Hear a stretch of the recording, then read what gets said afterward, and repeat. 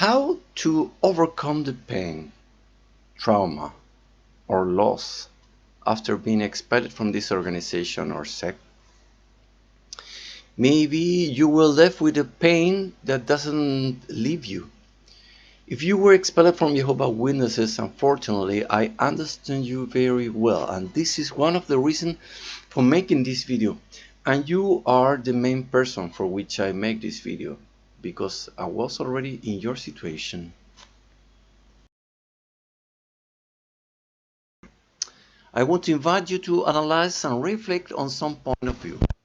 You were conditioned to believe that God is a judge, not love, not anything else. He is a judge who will bring punishment. I ask you the following question. Do you really believe that God is a judge? Do you think that this creator of the universe is waiting for humans to make mistakes as much as like ants? Do you think that God is dedicated to that? To look at the ants and when they come out, he smashes them? Does it seem reasonable to you to believe that God is dedicated to that? Do you think that God, the source of the universe and all the life and forces, is dedicated to crushing or smashing ants? Do you think that God would create you with sexual desires, for instance, and they blackmail you if you use them or experiment these emotions he gave to you? This is the caricature that this and other sects have made of God. Well, I don't think that God is dedicated to that, nor that he blackmail us for using these emotions he gave us. If you still see God like this, you're going to have a very bad time with guilt. And this greatly reduces you.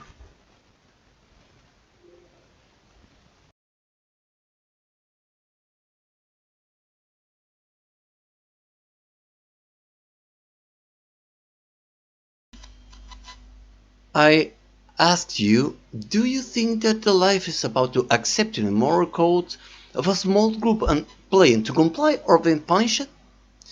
Because that's your whole game right now, and you're suffering. You accept a moral code and it's game. Comply or be punished. Are you still playing that game? Isn't it enough to play that silly game?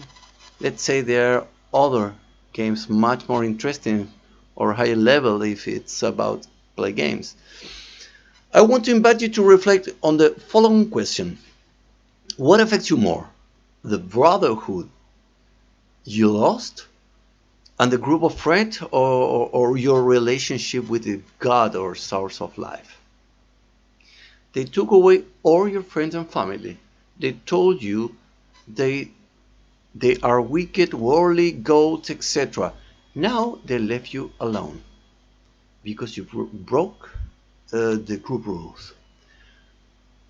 Why don't you go outside and check out what the outsiders are like? They told you that they are all in the hand of the devil and they are bad people. Did you went outside to see if this was true? Because that's your right and your responsibility to verify what they tell you. Otherwise, you are a fanatic, just a fanatic. You haven't done it? Did they tell you those terrible things and you didn't verify? Get out. I invite you get out of your comfort zone and go see how those people are, how they think, how they treat you, how they are among themselves. I invite you to reflect on this other question. Do you really think that a small religious group with a low level of education, who interpret the scriptures as they please in their only way, is going to have the absolute truth that no one more on the humanity in all history has had? Please, I only ask that you try to be logical, reasonable. They say that this teeny group has the ultimate truth, the total truth. The Chinese, for example, who are a large part of humanity, do not even know them. If you are Jehovah Witnesses, if they are going to die in a divine judgment, they have never heard of the sect of the message. It doesn't matter because that is Jehovah problem. They come out with these such absurd brutalities. It is super important that you understand that basically Jehovah Witnesses are a club of friends with a common moral code. Did you know that there are hundreds of the sects in the world? They say that if you are not like us, you are bad. That is why that's why they are called sects.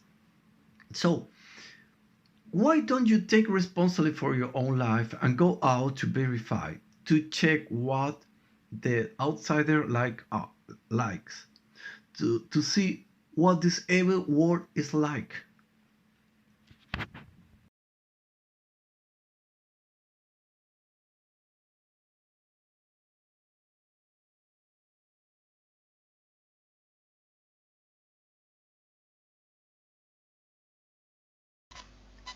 It is very important to understand that all humans basically are looking for the same thing: freedom. At some point, we lose our freedom and we want it back.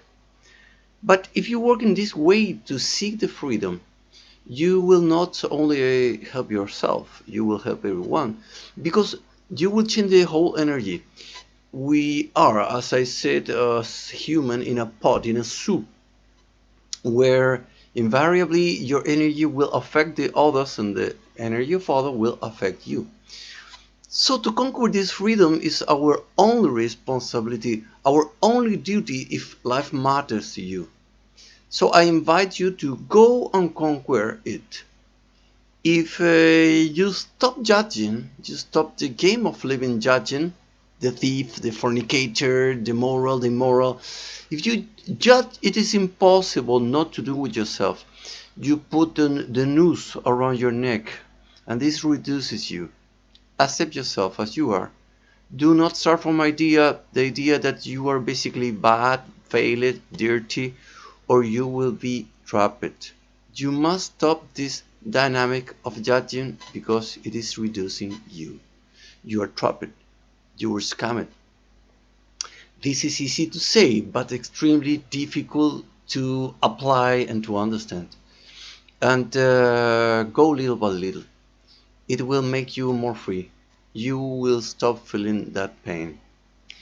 That is our only responsibility as human because only then we can rise to our next level of civilization. If you proceed like this without judging, the most likely thing is that you will recover your vital energy. You will reconnect and you can feel that vital energy again entering you, perhaps for the first time. I must tell you that is very wonderful thing. It is very wonderful to feel life back in you. I really invite you to experience it. Just stop judging. Feel part of the world. Be part of this reality. Did you know that often Albert Einstein was asked the same question for some absurd reason? Do you believe in God? They used to ask Albert Einstein. Do you know what he used to answer? Briefly, he used to reply, I believe in the God of Spinoza. Spinoza with S. I invite you to look for this information, who is the God of Spinoza, because it is really significant. Look in the internet and Google, Yahoo, wherever you want. It invites you to the common sense and reflection. It is worth seeing.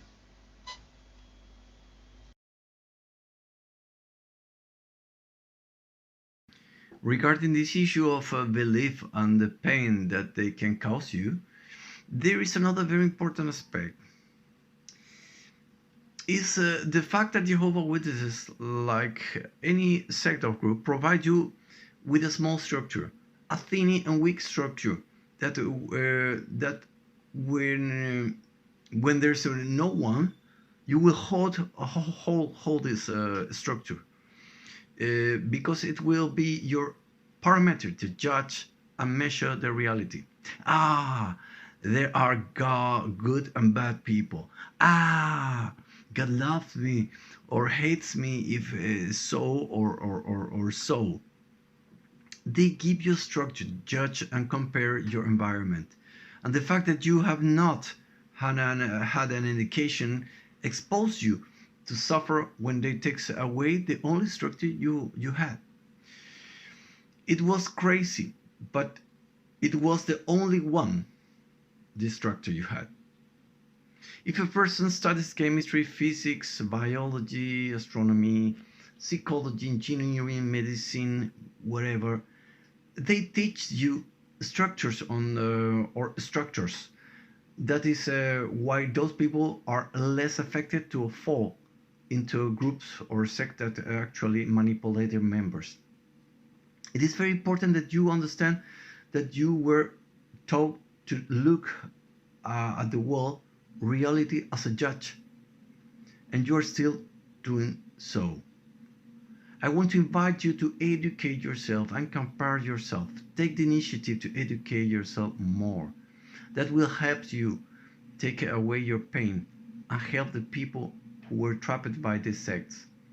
For this fact, many people suffer the fact of leaving a structure that was possibly the only one you had and that you will never recover again this structure.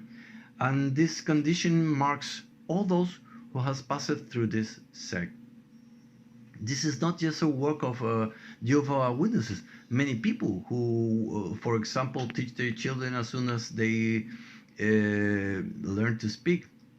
The great panacea. Your life is not yours. Someone died for you. And you owe your life. This sacrifice, or whatever you want to call it, is called black mat. And it should be prohibited. It will condition the rest of your life. It will reduces you. It will not validate you. But the opposite will reduce you.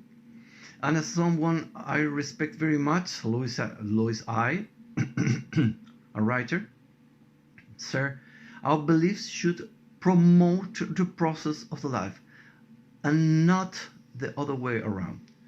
That is our belief. That is our belief adjust to the process of the life, not the other way around.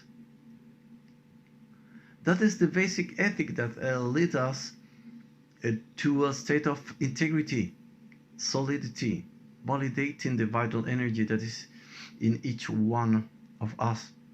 In that sense, the morality of each town, village, group hinder. If you have ethics and you promote life, you will be someone of a real value everywhere. You will defend the weak. You will live, not survive. If you are religion, if you believe in a God, if you were Christian, Jew or Muslim, I'll ask you the following question. Why don't you represent your God? Why don't you water or put water in the seeds that they are within you? Why don't you represent God as a life force and not as a judge? This makes sense. And it would be consistent, reasonable. You will live a life with a much higher value and with a higher level of consciousness. I speak of lucidity. I speak of rationality. Well, friends, we are nearing the end of this video. If you ask me, I could create another video where I can prove that the stable data of Jehovah's Witnesses is false. 1. That the Bible is the oldest book of humanity. This is completely false as well as absurd. And 2. That humans were created 6,000 years ago. This is another absurdity because we have thousands of human settlements of tens of thousands of years. These two stable data are completely false. I can expose it if there is interest. You might also ask, were the first human couple really Adam and Eve? Did you know that there is autogenesis even much older than the Christian Judeo Bible or the Oldest Testament? Well, I leave all this question thrown. It seems important to someone. If anyone think I